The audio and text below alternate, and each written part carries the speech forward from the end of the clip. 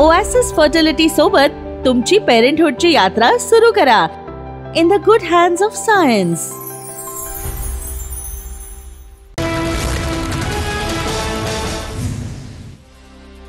महाराष्ट्रात 5 ते 6 दिवस जोरदार पावसाचा इशारा. कोकण मराठवाड्याला जोरदार पावसाचा इशारा.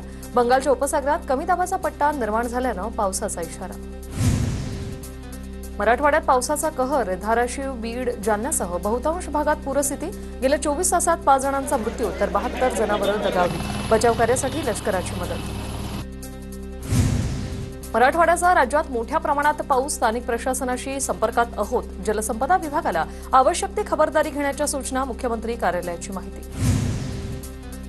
मराठवाड्यात सुरू असलेल्या अतिवृष्टीचा उपमुख्यमंत्री शिंदेंकडून आढावा. राज्य आपत्ती व्यवस्थापन दलाला तातडीने मदत पुरवण्याच्या सूचना. धाराशिवमध्ये पुरात अडकलेल्या नागरिकांच्या मदतीसाठी खासदार ओमराजे निंबाळकर पाण्यात उतरले. ओमराजेंनी पुराच्या पाण्यात अडकलेल्या आजी आणि नातवाला बाहेर काढलेलं आहे. एनडीआरएफच्या मदतीने दोघांचा जीव वाचवलाय. छत्रपती संभाजीनगरच्या सिल्लोड तालुक्यात पूरस्थितीमुळे शेतकरी हवालदिल. आमदार अब्दुल सत्तार यांच्याकडून पाहणीवेळी शेतकऱ्यांचा टाहो. व्यथा मांडत मदतीची अपेक्षा.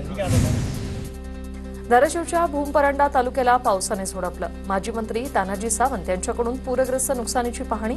ओला दुष्काळ जाहीर करण्यासाठी पाठपुरावा करणार. सावंत यांचं आश्वासन. छत्रपती संभाजीनगरमध्ये अब्दुल सत्तार यांच्याकडून सिल्लोड तालुक्यातील नुकसानग्रस्त भागाची पाहणी. सोयगाव तालुक्यात पावसामुळे शेतीचं प्रचंड नुकसान. घरांची पडझड.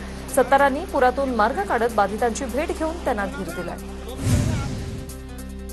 धाराशिवच्या वडनेर देवगावात पुरात अडकलेल्या लोकांचं हेलिकॉप्टरने रेस्क्यू. पुराच्या पाण्यामुळे लोक घराच्या छतावर अडकले होते. वडनेर देवगावमध्ये आर्मीच्या जवानांकडून मदत कार्य. परंडा तालुक्यातील उल्फा नदीला पूर. वडनेर देवगावच्या आर्मीच्या मदतीने रेस्क्यू.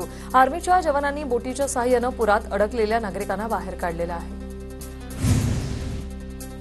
धाराशिवच्या परंडामध्ये उल्फा नदीचं पाणी सोनगिरी गावाजवळ पुलावर आलेलं आहे. तर परंडा बार्शी रोडवर वाहतूकही ठप्प.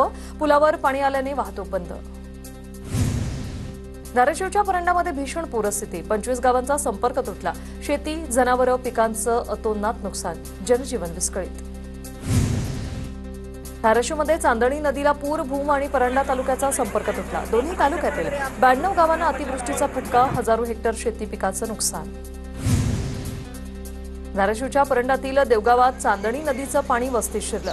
संसार उपयोगी वस्तू पुराच्या पाण्यात. वस्तीतील घरांना कुलूप लावून लोकांचं सुरक्षित ठिकाणी स्थलांतर.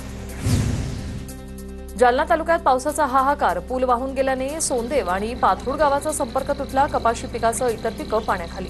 शेतकऱ्यांचं अतोनात नुकसान. जालन्याच्या अंबड तालुक्यातील नालेवाडी परिसरात जोरदार पाऊस. नालेवाडी गावच्या झोपडपट्टीला पाण्याचा वेढा. तर घरात पाणी शिरल्यानं संसार उपयोगी साहित्याचंही मोठ्या प्रमाणात नुकसान. अक्कलकोट तालुक्यातील दक्षिण भागाला पावसाने झोडपलं. बोरी नदीला आलेल्या पुरामुळे शेती पिकाचं मोठ्या प्रमाणात नुकसान. संगोगी, रुद्धेवाडी, आंदेवाडी या गावांना पुराचा वेढा.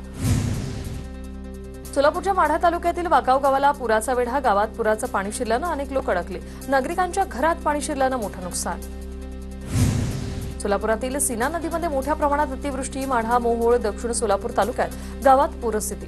पोफळी गावात नागरिकांचं स्थलांतर. घरातील संसार उपयोगी साहित्य घेऊन जाताना महिलेला अश्रू अनावर.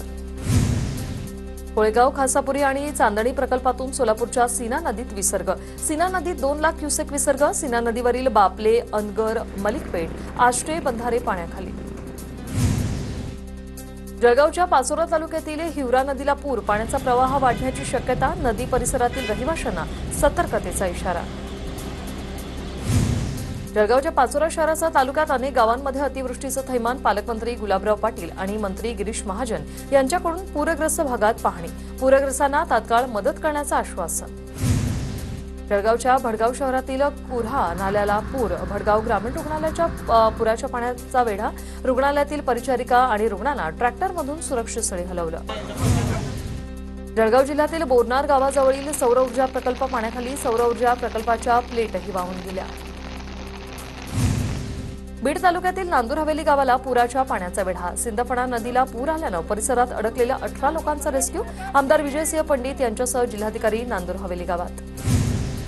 नांदूर हवेली गावात पुरात अडकलेल्या 60 वर्षीय व्यक्तीला एनडीआरएफने वाचवलं. आणखी काही नागरिक पुराच्या पाण्यात अडकले. एनडीआरएफच्या पथकाकडून रेस्क्यू ऑपरेशन सुरू.